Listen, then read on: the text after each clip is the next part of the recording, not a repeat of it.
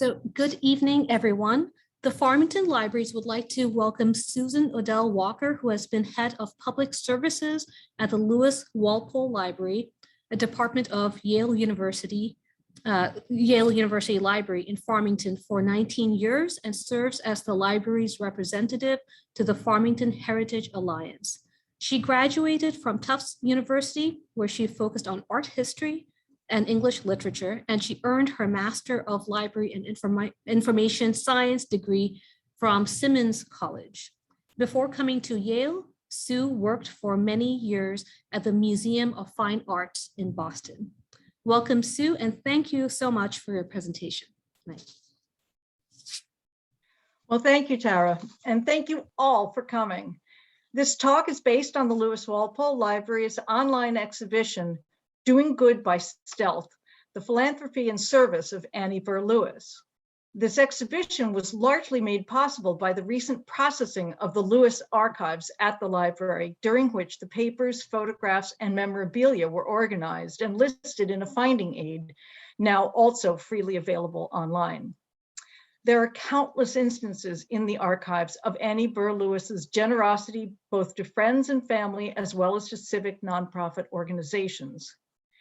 In ordinary times, we would be gathered in the new library at the new Lewis Walpole Library, where we would have the opportunity to look at the exhibition in person. Unfortunately, circumstances being what they are, we must gather virtually, and I invite you all to explore the exhibition online. Several years ago, I curated the first Lewis Walpole Library exhibition to look at Annie Burr Lewis's life, and in collaboration with the Farmington Libraries, I gave a talk about the show, and thus this lecture series was born. When I put that other exhibition together, I was surprised to learn that the society events that Annie Burr Auchincloss attended as a girl and debutante were in aid of various charities. I'd imagine them to be the equivalent of celebrity parties, just featuring people with old money. As I read more, it became clear that an example was being set. Beyond the social and cultural networking that went on, the girls were being groomed for a life of philanthropy and civic engagement. In putting the current online exhibition together, I wanted to answer questions this revelation raised. How did Annie Burr Lewis decide on what organizations to support? Were there common threads that ran through those choices? Who or what influenced her in her selection? And what was the nature of her contributions? Common themes do run through the selection of causes to which Annie Burr Lewis committed her resources and her service throughout her life. She focused on organizations related to education, notably her and her husband's alma maters, nursing, the preservation of historical American buildings, their structure and furnishings, and the associated topics of colonial America and 18th century British history and culture. As Annie Burr's experience with philanthropic endeavors grew, so did her confidence and competence in serving in meaningful ways. She was more than a prominent name on letterhead. She took on roles of responsibility. She chaired committees, held positions of leadership, networked, wrote reports and letters, and contributed money to move initiatives forward and enable goals to be met. Her personal interests and interpersonal connections influenced her choices of what to support. These interests often overlapped in her involvement at Yale University, in Farmington, elsewhere in New England, and beyond. As I read through the archival record, very little of which is in Annie Burr's hand and therefore must be pieced together from other sources, the picture that emerged was of a strong, independent, generous woman raised by similarly strong, independent, and generous women. Annie Burr Auchincloss was born in 1902 at Hammersmith Farm in Newport, Rhode Island, grew up in New York City, made her debut in New York in December 1920. The strong women in Annie Burr's circle set examples of civic involvement. In her younger days, these included the charitable fundraising associated with society doings in New York and philanthropic contributions to the town of Fairfield, Connecticut, where the family had settled. Her mother, Emma Jennings Auchincloss, widowed when Annie was just 11, and her aunt, Annie Burr Jennings, who never married, taught her she had a responsibility to follow the example set by her family and friends, to contribute her time, expertise, and money to causes that benefited others in ways that were meaningful to her. Annie Burr's network of family and friends provided her with a valuable set of connections upon which she could draw. They also knew her interests and strengths and would tap her for involvement with a suitable cause. Throughout her life, Annie Burr kept the close friendships she had formed during her days as a debutante in New York and a student at Miss Porter's school. And some of these friends married Yale men, as she did, further strengthening their ties. Furthermore, Annie Burr Lewis had economic independence. It was Annie Burr, like her namesake maiden aunt, who controlled her own money and decided where she would spend it. This carried on even after her marriage to Lewis. That the fortune was from her grandfather, O.B. Jennings, was not to be overlooked. It was Jennings' money, not Auchincloss, not Lewis. And although Annie Burr herself determined the causes she wanted to support, she relied upon the counsel of her brother, Hugh D. Auchincloss, and members of his firm, Auchincloss, Parker, and Redpath, for advice to protect her interests while enabling her to benefit the chosen recipient. Her influential Aunt Annie Burr Jennings offered the benefit of her expertise, her experience, guidance, counsel, and contacts. If Annie Burr Lewis was interested in learning more about colonial America and historic preservation, Annie Burr Jennings was there to point her in the right direction. Annie Burr Lewis's mother, Emma, once observed, "I hear that Aunt Annie has put you on another antique committee." Annie Burr Auchincloss married Wilmar Sheldon Lewis in 1928. He was a graduate of Yale University, class of 1918, and made it his life's work to collect the works by and about 18th century British author, collector, and politician Horace Walpole, and he established a 50-year project to identify, transcribe, edit, annotate, and publish the Yale edition of Horace Walpole's correspondence. Louis Auchincloss wrote in his 2010 memoir, quote, "A perfect example of a very happy and totally successful marriage that depended heavily on the wife's fortune was that of Wilmarth Lefty Lewis and his wife, my father's cousin, Annie Burr Auchincloss. He was a luminary of the Yale board and founder of the Lewis Library there, which published the definitive edition of the enormous Horace Walpole correspondence, A Monument in Letters. This was all done at the expense of Annie Burr, who inherited from her mother a sizable chunk of the Jennings Standard Oil fortune. Lefty's whole life was dedicated to Walpole and would have been impossible without the money that Annie Burr lovingly and happily poured into his project. They worked together in everything and brought the 18th century to life for innumerable students and readers in their beautiful house in Farmington, now part of the university," unquote. Lewis characterized Annie Burr in a dedication printed in volume 20 following her death, quote, "That she was balanced and generous was immediately obvious to all who met her, but her modesty concealed great knowledge and insight. These became evident when one went to her for help and advice, although she gave them so quietly that one might not realize how much she had given." Lefty's devotion to Yale clearly influenced AB's decisions to support the university in a variety of ways, but her family too had links to the school, both through male Jennings and Auchincloss alumni and her aunt's keen enthusiasm, which could be expressed by faithful attendance at the Harvard-Yale football games in New Haven or generous financial contributions. Annie Burr Lewis gave her time, collections, and money to the university for a variety of purposes. One of the notes to her with thanks for a donation mentions the understanding that the gift should not be announced publicly.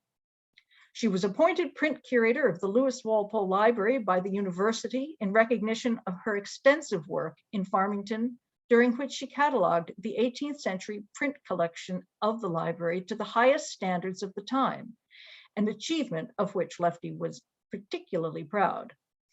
She endowed a scholarship fund for the nursing school and later the graduate school. She served on the medical affairs committee and subcommittee on the School of Nursing. She donated a portrait of George Washington to the Yale University Art Gallery and established the funds that underwrote the costs of the correspondence of Horace Walpole, the salaries and operating expenses of the Lewis Walpole Library, and publication of works concerning the 18th century through the Annie Burr Lewis Fund at the Yale University Press. The George Washington portrait remains on loan to the Lewis Walpole Library, which is able to continue to collect rare materials and advance scholarship thanks to the Lewis's foresight in leaving the endowment to fund its activities. The graduate school still benefits from the scholarship fund established so long ago, as does the Yale University Press, which continues to publish award-winning scholarly works centered on the 18th century world. The Lewis Walpole Library thrives as Yale in Farmington, welcoming scholars from across the world to undertake research in this, quote, center for the study of the 18th century under pleasant circumstances, unquote, as Lewis described their vision. The Lewises made their home in the circa 1784 Major General Solomon Coles house at 154 Main Street. British author, publisher, and Lewis friend, Sir Sidney Castle Roberts, observed in his posthumous tribute to Annie Burr, quote, Lefty and Annie Burr Auchincloss were married in 1928, and nothing gave them greater pleasure than to entertain their friends, American and English, at their delectable 18th century house in Farmington, Connecticut. The Coles house became the Lewis's principal residence for their entire married life. When World War II began to take its heavy toll on Great Britain, Yale established a program to bring the wives and children of Oxford and Cambridge professors to Connecticut. The Lewises sponsored 3 families, the Johnstons, the Haslam Joneses, and the Ewarts. Here the Lewises are with 2 of the mothers and their children in front of the house at 144 Main Street, which they rented for them. At the same time, Headmaster Robert Keep and his wife sponsored 3 additional families, the Burnses, the Claphams, and the McGregors, whom they housed at Porter's Lodge. I wonder if any of you remember them.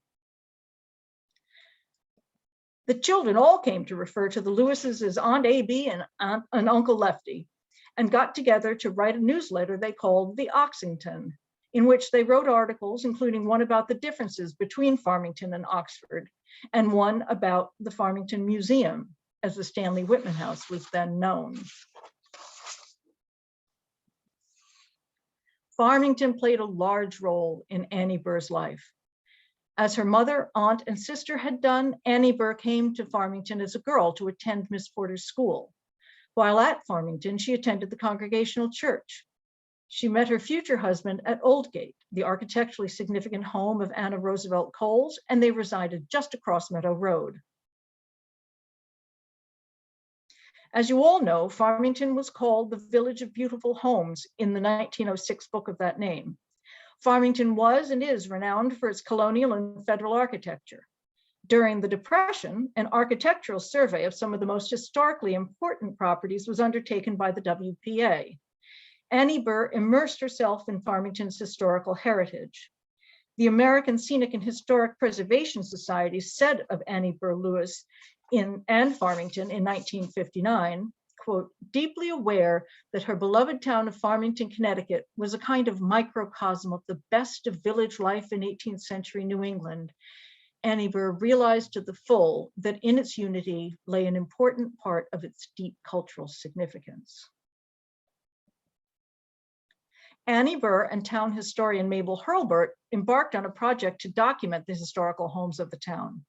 Their partnership, largely consisting of Mabel doing the historical research on property transfers dating back to the original land grant owner, and Annie Burr taking photographs and typing up the data onto index cards, resulted in the file of Farmington homes. After Annie Burr's death in 1959, the Farmington Village Green and Library Association voted to continue the project using money donated in her memory. Dudley Prentice conducted interviews and gathered anecdotal details in the 1960s, and in 1980, an architectural survey was undertaken. These Farmington Homes resources are available in the Farmington Room of the Public Library and digitally online. In 1929, when the circa 1730 Deming House, right in the center of the village, was derelict and at risk of demolition after the last family member put it up for sale, Annie Burr purchased it. The American Scenic and Historic Preservation Society in 1947 bestowed upon Annie Burr a citation, quote, for alertness in saving from threatened destruction of rare old house by the gift of another site for the town's proposed firehouse, unquote, and noted in its posthumous tribute to her that, quote, important as this thoughtfully considered act has proven to Farmington, it provides a pattern by which others of great goodwill may similarly contribute to the preservation of the architectural record of our American heritage. She gave the house to Miss Porter's school in 1954. The house, still painted the deep red color Mrs. Lewis chose for it, remains the property of the school and is lived in by one of the school administrators and his family. The Deming House was just one example of Annie Burr's intervention that helped ensure the preservation of Farmington's architectural heritage. Annie Burr's loyalty to her alma mater extended far beyond giving the Deming Lewis house to Miss Porter's school. Annie Burr Lewis remained deeply involved with the school throughout her life, supporting it with financial gifts, serving on numerous committees, being elected the first president of the Alumni Association, and welcoming her fellow ancients during reunion visits to Farmington. She established scholarship funds in her mother's and aunt's memories, and some years later, in lieu of her annual scholarship fund donation, she proposed a large gift to the new Centennial Fund to ensure that it would reach its goal and thus enable the school to move on to fundraising for an endowment fund to increase the, quote, shockingly low salaries of teachers. Annie Burr Lewis was posthumously presented with the Daisy Pin, one of the first group of women so honored for outstanding service to Miss Porter's school. Annie Burr served the Farmington Historical Society in a variety of ways, from its founding to the nominating committee to the accessions committee and more. When at one point it looked as if the Elm Tree Inn was at risk of demolition, she was approached about the idea of salvaging one of the key rooms for the Historical Society. In the end, it was not needed, as Austin Barney stepped in, bought it, and ensured its survival. When the Hillstead Museum was threatened with closure in the early 1950s, Annie Burr Lewis joined other prominent local individuals to testify in court to the importance of keeping it open. She served on the board of trustees, and on one occasion, she hosted a visit to the Hillstead by a delegation of leaders of major art museums. As so many members of the First Church of Christ, 1652, did and still do, Annie Burr served the church in myriad ways. The restoration of the east wall of the Meetinghouse, planned in connection with the 1952 tercentenary celebration of the church's gathering, was a project that inspired Annie Burr, speaking to her interest in historic buildings, strength in fundraising, and connection to the church since her days at Miss Porter's school. Discussions and proposals for additions and renovations went on for several years during the late 1940s through the 1950s. Annie Burr advocated involving building preservation experts in the planning process, and she drew upon her contacts in the National Council for Historic Sites and Buildings to solicit names of suitable architects to consult. She then wrote directly to New York architect William Platt, who was recommended and whom she had met socially, about undertaking the first church project. To get the ball rolling, as she said, she funded his research and plans. Annie Burr, together with several other prominent members of the church, also spearheaded development efforts and drafted the fundraising brochure. This is the cover of the brochure that you can see here.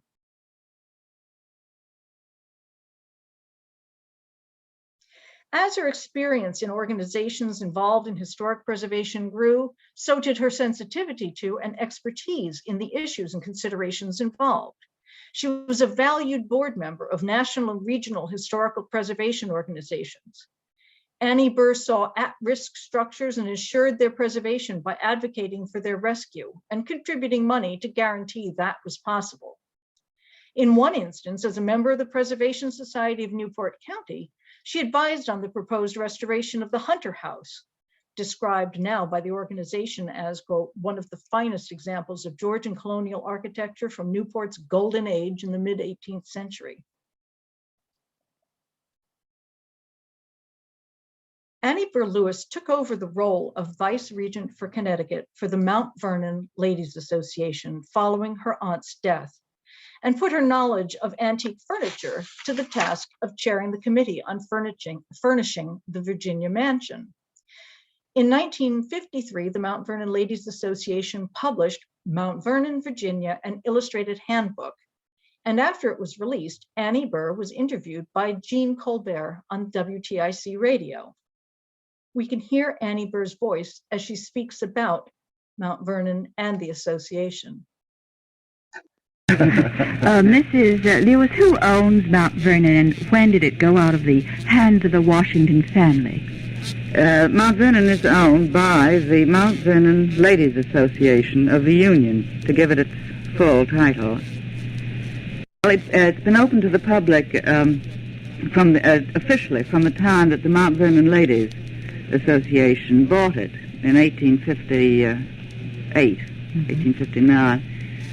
And except for a period during the Civil War when it was isolated between the two armies, it's been open officially to the public ever since then. When was it restored, Mrs. Lewis? Well, repairs came before restoration. After the association took it over, they spent their very first years in repairing the roof and the walls, and gradually they began to restore. Well, now, when you speak of the Mount Vernon Ladies Association, do you refer to a national organization, and how many ladies are there in it? And do you have to be a DAR? No, that is one of the confusions about the association, which was one of the reasons why we hoped that the book would tell people that it has no connection with any other patriotic society. It's actually the first patriotic society founded by women in the United States. And it's quite possible that it's the first one in the world. We haven't really quite checked on that. Did you say this was founded in 1850? 1853. 1853. How many members do you have? There are 29 vice regents and the regent, who is the chairman of the board. And who's the president? Mrs. Thomas Powell from Rhode Island. Well, how did you become interested in this organization? I suppose that every child that grows up in this country knows about George Washington, and that most of them know about the home that he loved so much. Actually, I think the first time I ever went on a sightseeing trip, other than being taken to Plymouth Rock, was when, in Easter vacation, my 11th year, I was taken to Mount Vernon. Then I also was awfully interested in it because my aunt, Miss Jennings of Fairfield, was my predecessor as Vice Regent for Connecticut on the board. And, of course, I heard a great deal about it from her. The origins of Annie Burr's interest in nursing are less obvious than her interest in education and historic preservation. Her aunt, Annie Burr Jennings, chaired the Yale Red Cross Auxiliary in the second decade of the 20th century. Her mother, Emma Jennings Auchincloss, endowed a bed in the American Red Cross Military Hospital during the First World War. And in 1917, Annie Burr earned a certificate for completion of Red Cross classes. An International News Service photo from around that period shows Annie Burr and friends dressed as nurses selling flowers to raise money for the Red Cross. Her interest in nursing continued into adulthood with her service during and just after the Second World War at the American National Red Cross in Washington, D.C., and in Connecticut, and her support for the School of Nursing at Yale. When the Lewises moved to Washington, D.C. in 1941 to enable Lefty to take up his appointment as chief of the Information Division of the Office of Strategic Services, Annie Burr took the post of Assistant Director of Volunteer Special Services for the American National Red Cross. Following her return to Farmington, she served as volunteer field representative for camp and hospital service for the Red Cross's Connecticut branch, traveling around the state to coordinate local chapter activities and projects supporting returning servicemen. The report from Annie Burr's visit to the Waterbury office details successful outreach efforts to local organizations for contributions and initiatives that included support for blinded veterans at the Old Farms Convalescent Hospital in Avon. Oh, I'm going to go back. Well, you could see Mrs. Lewis in that last picture, which I probably should be able to go back to, but maybe I can't. There we are. She's just there. And this is at an annual conference out in California for the Red Cross women. After Annie Burr's death at the age of 56, donations in her memory poured into causes she cared about, and condolences and statements of gratitude for her many contributions were expressed in boardrooms, in personal communication to her husband, and tributes from friends and the organizations she served, published in newspapers at home and abroad. All felt her loss keenly. The tributes characterize her as quiet, interested, generous, wise, calm, devoted, modest, tasteful, beauty-loving, especially in flowers and nature, unselfish, gentle, gracious, thoughtful, tactful, and courageous. The tributes outline the course of her life and the contributions she made to the many causes to which she had given her money, time, expertise, and the benefit of her network of social connections. Annie Burr Lewis's undeniably privileged upbringing positioned her to take a leading role in philanthropic endeavors. That she followed the path laid out for her by family and societal tradition may not be remarkable, but the direction that path took, the financial autonomy she enjoyed, and the lasting contribution to her world and the communities of today make her otherwise typical journey uniquely hers. Annie Burr Lewis's deep love for Farmington was manifested in her seemingly innumerable contributions to its cultural life. Her service and philanthropic efforts helped shape the town in the 1930s, 40s, and 50s. And although she died more than 60 years ago, the effect of her contributions can still be felt today. The organizations she supported endure, and the legacy of her generosity continues. Thank you.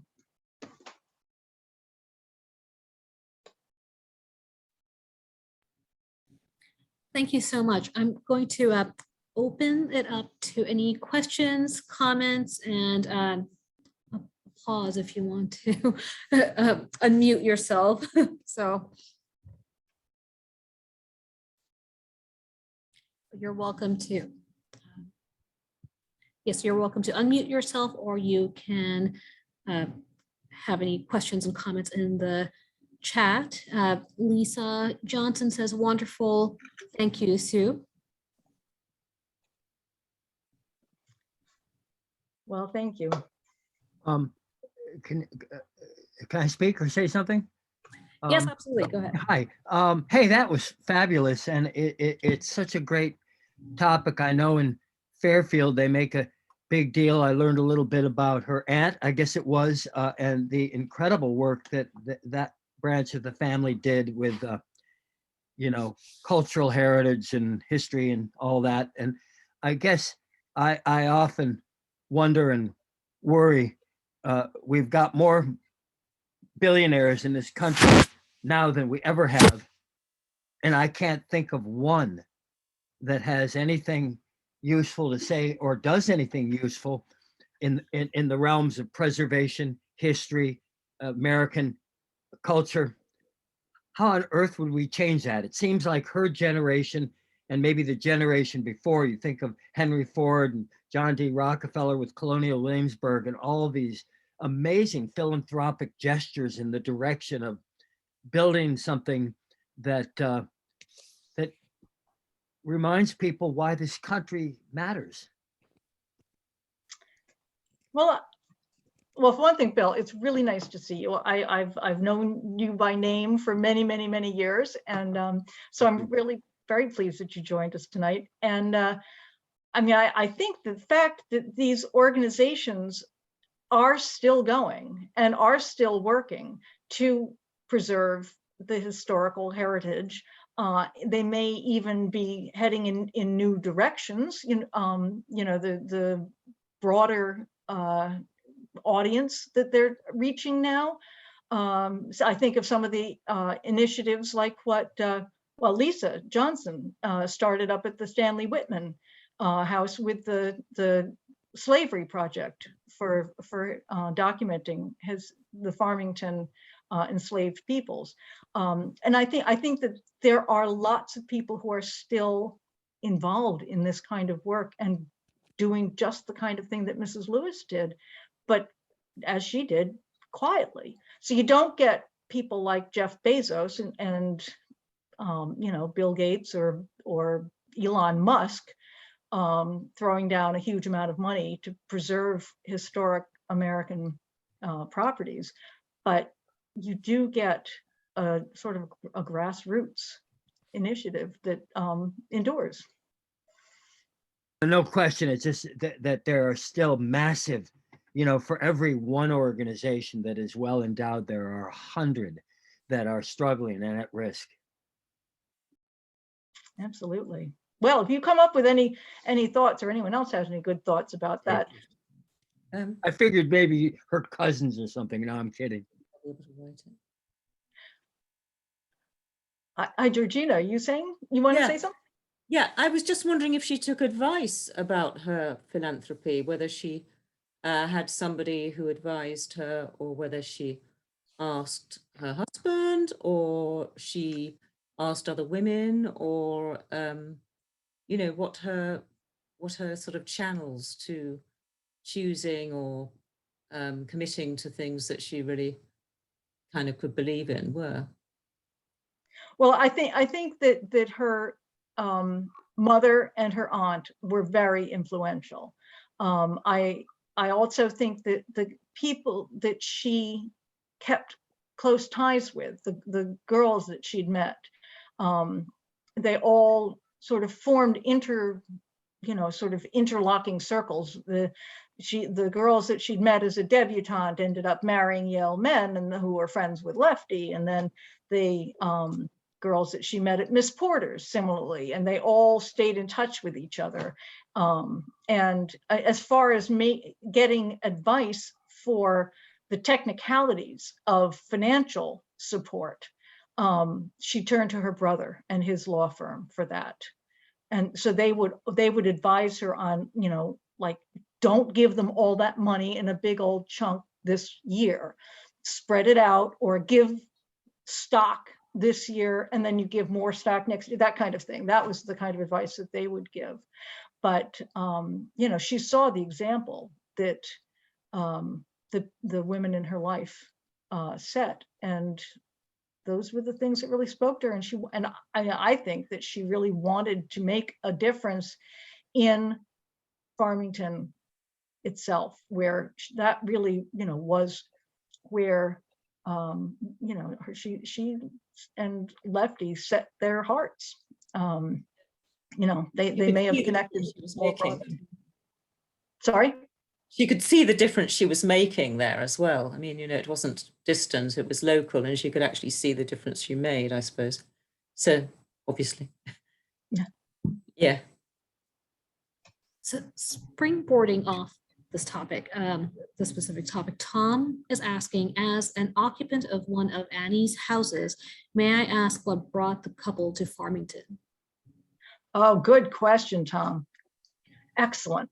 So, Annie Burr went to Miss Porter's, and as her mother had done, as her aunt Annie Burr Jennings had done. In fact, she said that Annie Burr Jennings had a photo of Miss Porter in every room in her enormous house in Fairfield, which is just mind-boggling, isn't it? And Mrs. Lewis's mother, so Emma, was very, very good friends with Mrs. Barney.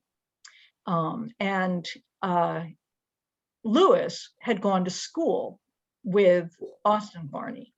And so he, both at Thatcher School and at Yale, so he visited Farmington to visit with the Barneys. And so there was a connection there. And Lewis fell in love with Farmington and decided this is where he wanted to spend the rest of his life. And it is, of course, a convenient distance from Yale, or at least an easy enough way to get down to Yale, even if it's not, some of us don't find it so convenient. But they met, actually, if not through Mrs. Barney, they met at the sort of equivalent of a salon that Mrs. Coles would hold at Oldgate. So this is Anna Roosevelt Coles would host these gatherings, and that's where the Lewises got to fall in love with each other, and they decided they'd just stay in Farmington. I mean, they would go. They had a summer home in Newport where Mrs. Lewis had been born, and they, certainly traveled. And they traveled to England and did all the other kinds of social things, Jekyll Island, but they kept their focus on Farmington as their principal home. So, Sorry about that. oh, you're fine. So Rebecca's asking, was her sister also philanthropic, and did she support similar organizations? That's a good question, and I don't know the answer to that.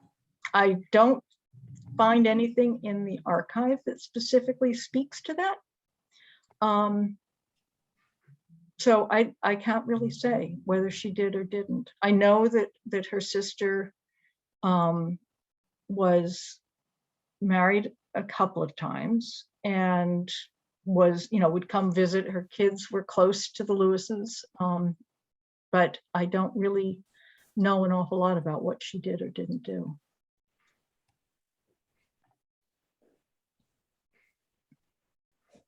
There's a comment here, just a second, from Nicole. Lewis visited Farmington his first year at Yale and decided he wanted to live there, and purchased the Cowles house circa 1925. He met Annie at the Cowles house. Well, he met at the other Cole. There are lots of Coleses in Farmington, as people who are Farmington residents will know. And so he met her at the home of the Admiral and Mrs. Coles. That's the lovely yellow house at 148 Green Street, I think it is. It's right across Meadow Road from the Coles house that the Lewises bought. So yeah, he actually rented a house in Farmington before he bought the house that is now part of the library.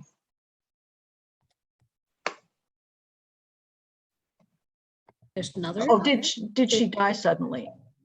Not suddenly. She died of cancer, and so it was a rather extended decline. And this, I mean, she was really, as I get older, how old she was gets younger. So she was only 56 when she died. And when you think about how much she accomplished in that time, but she died at Hartford Hospital of cancer. And did she donate to any causes involving children?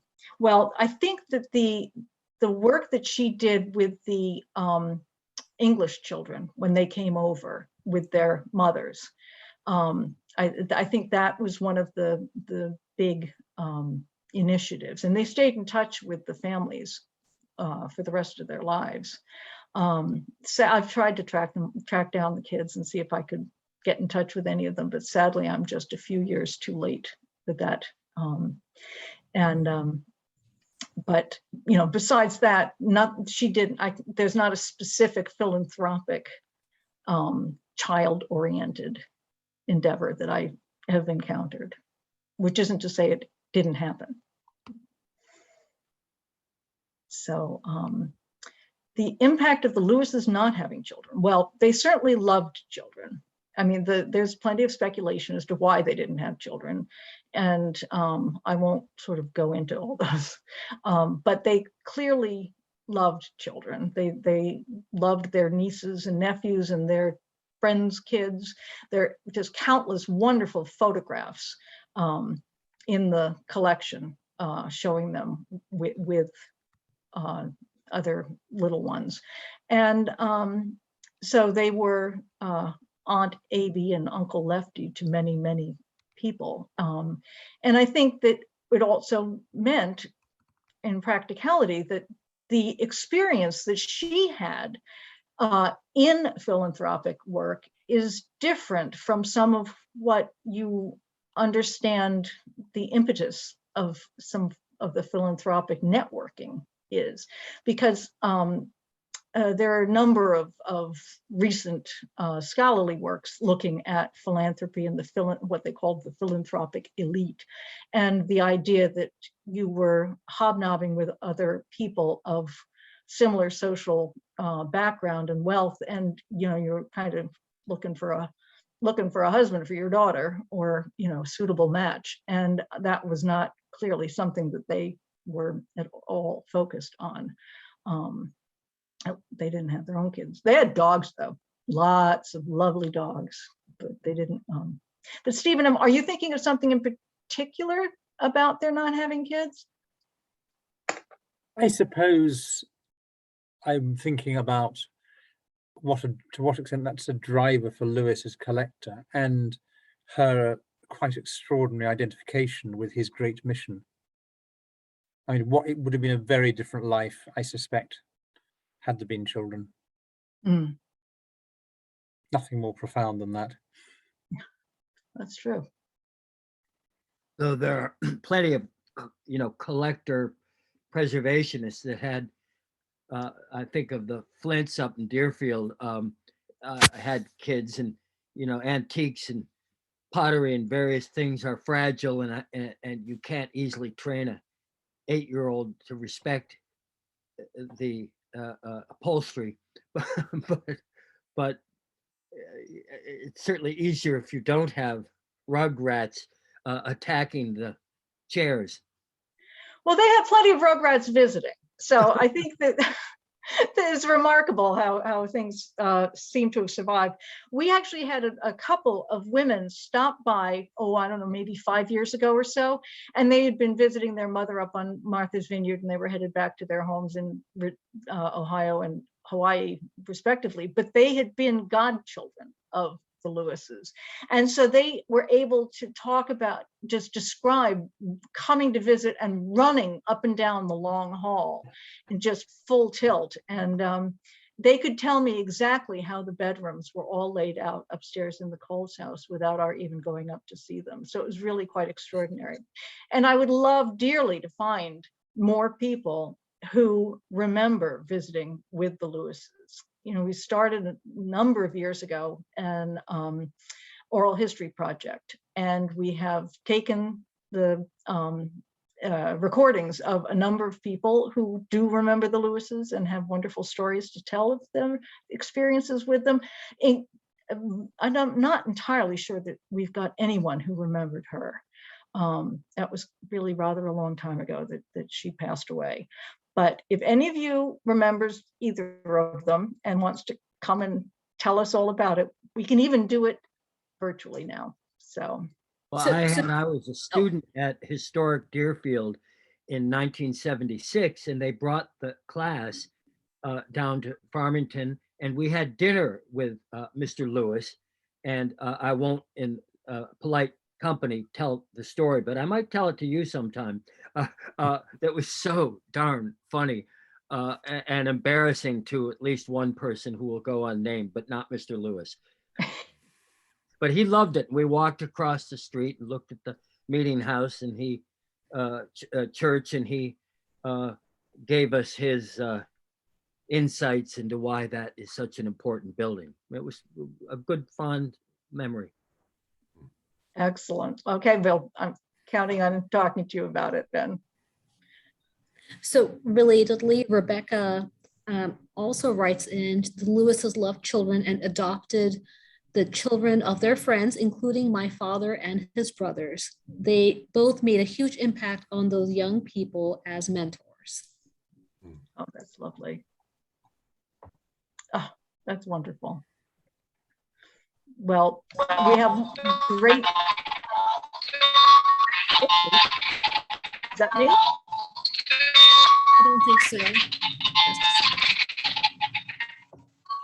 Just gonna mute everyone. Some sort of feedback. Sorry about that. Everyone could just make sure they're muted.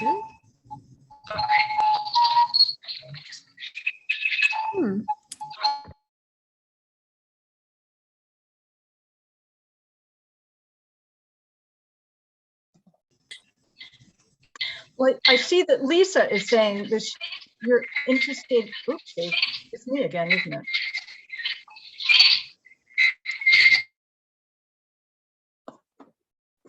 I'll try again.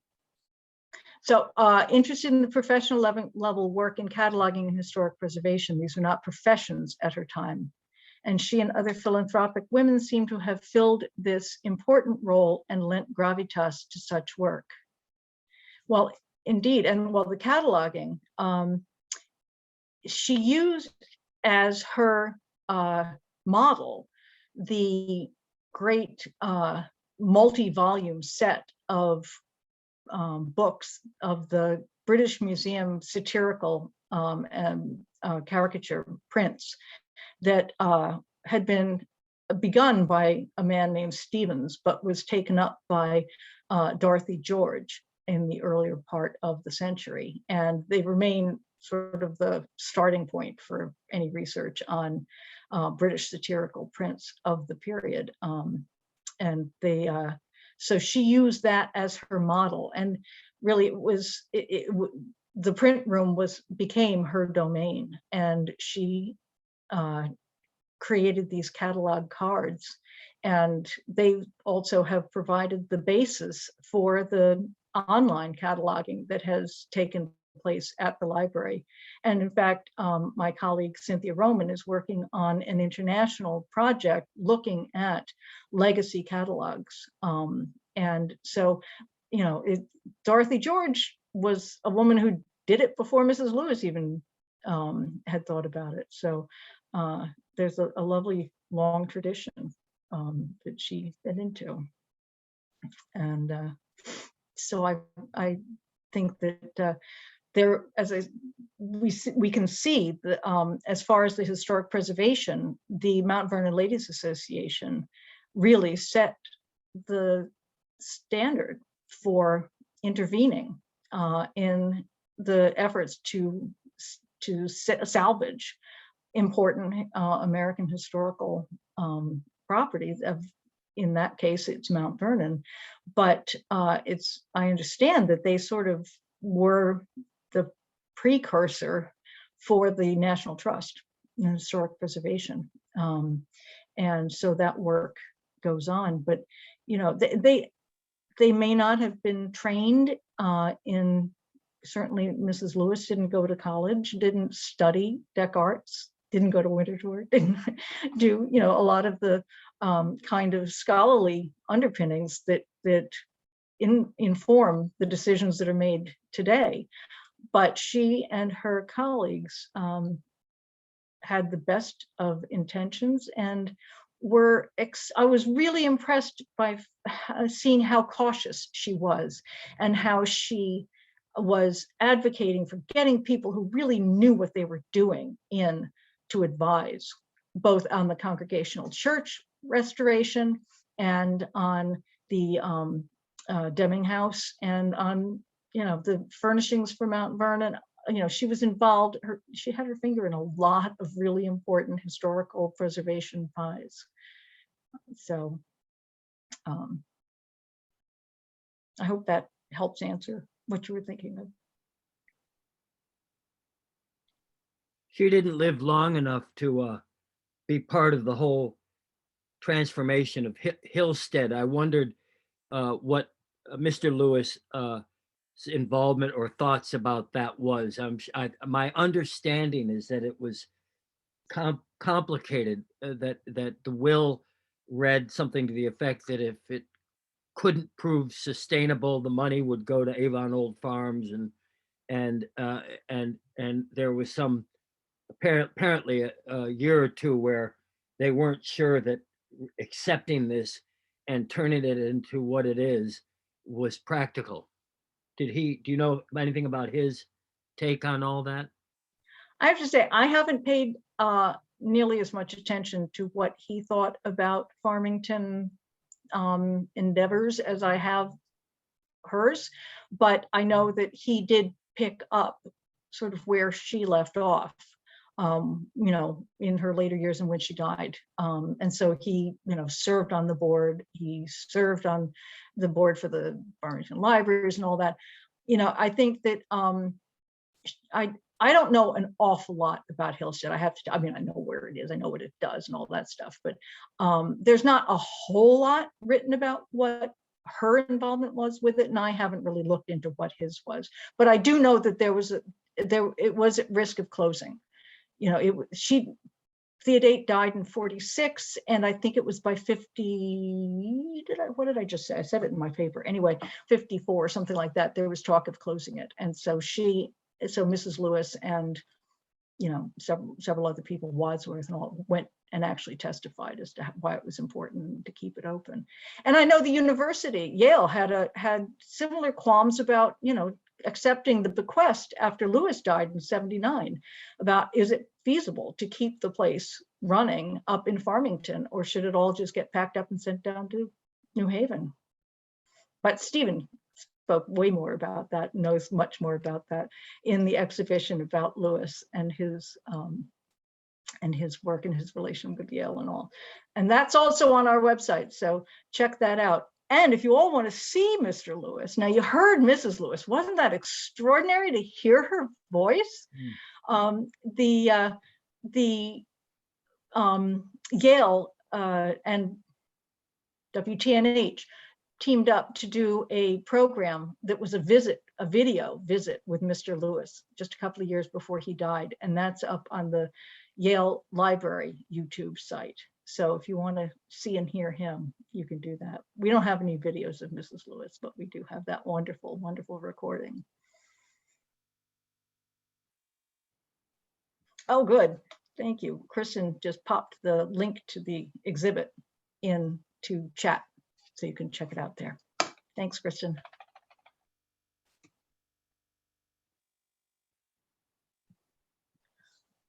Well, I certainly hope that it will not be another few years before we can welcome you all to the library in person.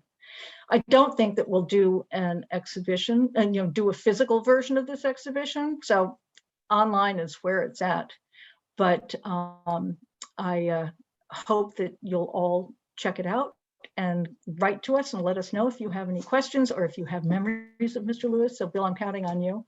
And I want to give a little shout out here. I mean, I have a lot of my colleagues here who have also joined us, but Sandra Markham is the archivist who processed the Lewis papers and has made this exhibition so much more feasible. And I think she sort of helped out with Stephen's exhibition. Yeah. So I'm really have to give her a round of applause for that. So thank you all. That was wonderful. Thank you so much. And thank you all for attending. Have a good night. Thank you. See you soon. Love to you all. Good night.